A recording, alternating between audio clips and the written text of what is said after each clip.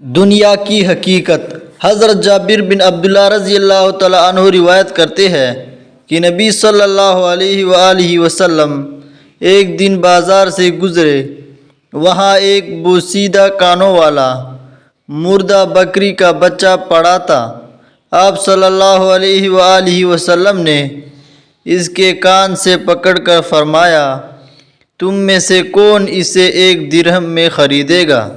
صحابہ کرام رضی اللہ تعالیٰ عنہ نے عرض کیا، یا رسول اللہ، یہ تو ہمیں مفت بھی دیا جائے تو ہم نہ لیں، کیونکہ یہ کسی کام کا نہیں۔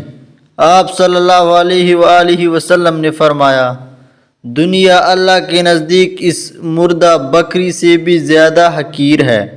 صحیح مسلم 2957۔ حدیث نمبر 2، والدین کی خدمت کا اجر۔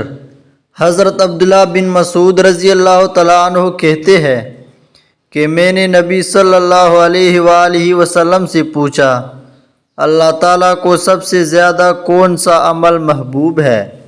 آپ صلی اللہ علیہ وآلہ وسلم نے فرمایا، نماز کو اپنے وقت پر پڑھنا۔ میں نے پوچھا، پھر کون سا؟ فرمایا، والدین کے ساتھ حسن سلوک کرنا۔ پھر میں نے پوچھا، پھر کون سا؟ آپ صلی اللہ علیہ وآلہ وسلم نے فرمایا، اللہ کے راستے میں جہاد کرنا۔